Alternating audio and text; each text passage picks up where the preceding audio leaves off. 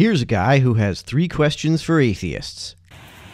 So I've got 3 questions that I want to ask atheists, and these aren't gotcha questions. I sincerely want to know the answer to these questions. First question is, do you believe that God does not exist? Being an atheist or a theological non-cognitivist, I don't understand what a God is or what it would mean for a God to exist. I don't infer from this that one therefore does not exist, however, because perhaps the issue is merely with my understanding. Maybe the problem is me. Maybe God exists and I just don't get it. This is especially the case with the kind of God discussed by Abrahamic theologians who describe him as being a timeless, spaceless, disembodied mind. There are other conceptions of God that I do feel I understand, like the pantheist conception of God. Pantheists believe that the universe is God. I certainly understand what it means for the universe to exist, and depending on the kind of pantheism we're talking about, I might even be able to say that I believe in the pantheist God. Insofar as God is simply the universe, I believe that the pantheist God exists because I believe that the universe exists. Some pantheists, however, add the idea that the universe is a conscious entity. I'm not convinced of that. The universe contains conscious entities, but I'm not convinced that the universe per se is conscious. With respect to the Abrahamic conception of God, I suspect that he does not exist, because the way Abrahamic theologians and apologists describe him seems to be self-contradictory. So, you kind of either have that belief or you don't. You either believe that God does not exist or you don't. Well, I have that suspicion. I'm not entirely convinced that's the case. Does that count as a belief? If you answered yes to that, then you're ready for the next question. The next question is, do you believe in evidentialism? Evidentialism is the view that your beliefs ought to be proportioned to the evidence. You shouldn't just believe something without evidence.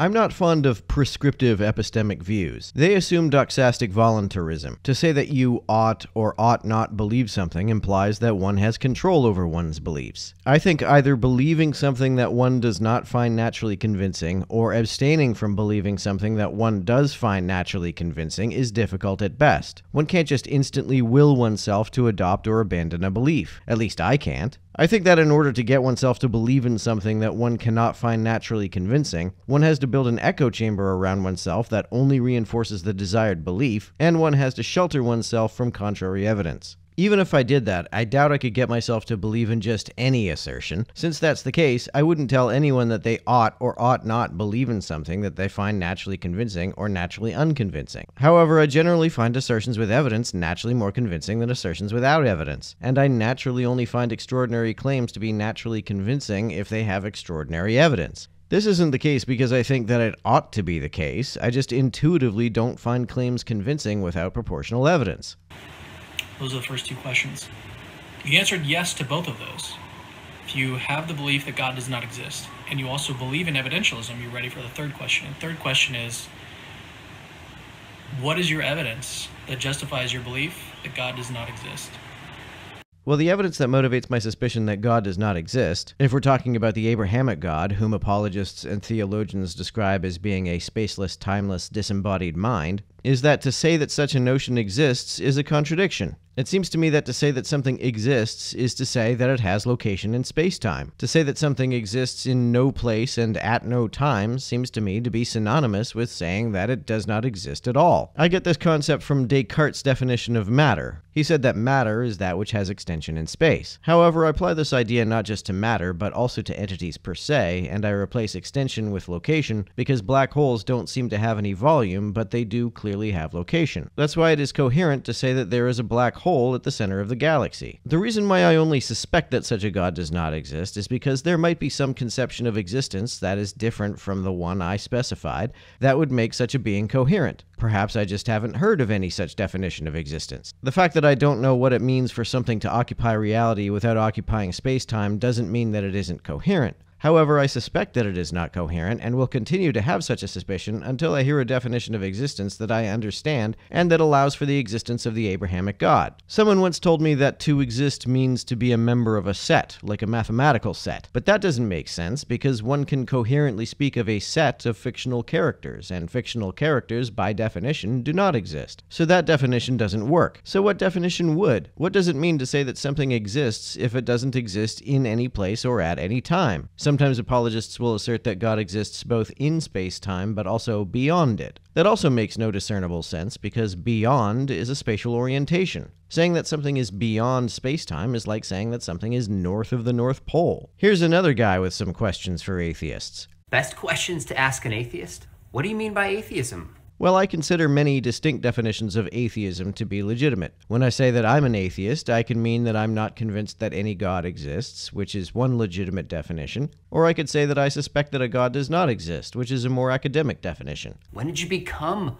an atheist? The moment I heard that it was an option. As soon as I first heard someone question whether a God actually exists, it immediately struck me as more reasonable to infer that one does not exist. I never saw any God, I never felt any God, and most people who believed in a God seemed to be taking other people's word for it. So it just seemed to make more sense to infer that there is no such thing. Did you ever believe in God? Sort of. When I was growing up, my family was only nominally Christian. We only ever went to church if we happened to be visiting my grandparents on a Sunday. My grandparents went to church every week, but my parents did not. Religion was never a big deal when I was a kid. It was just sort of in the background, so I didn't think about it much. The moment I began to think about it was the moment I realized it made no sense. What's your experience with Christians?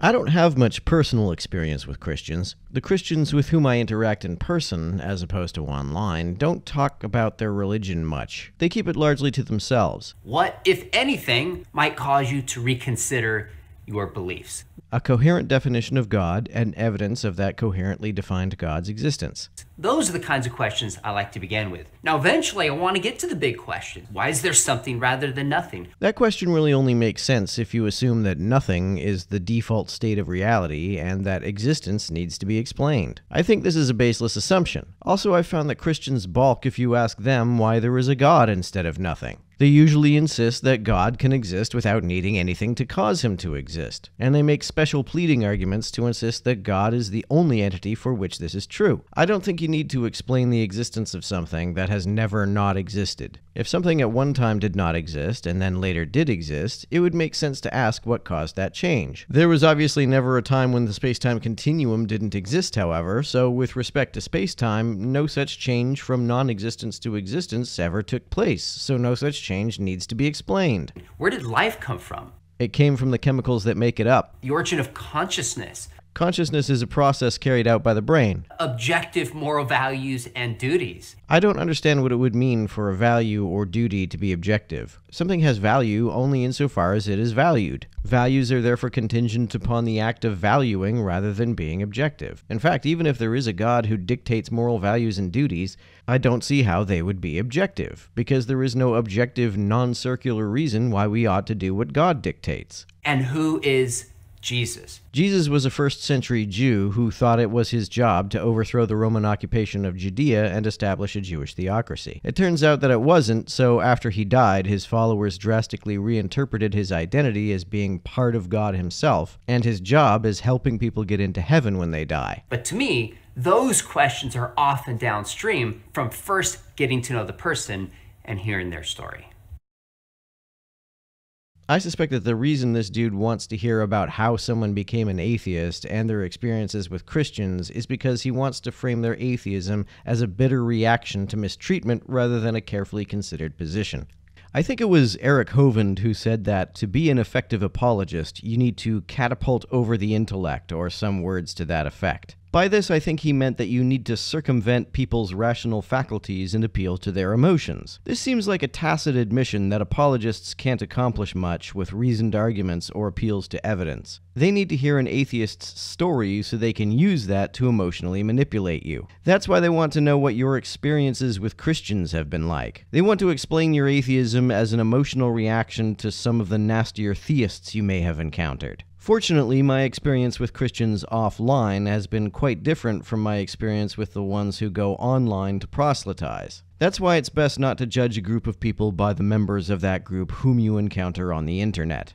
I might address more of these questions for atheists that come in the form of shorts, because it's fun to give quick and punchy responses to them. Also, there seems to be no dearth of them on YouTube at the moment.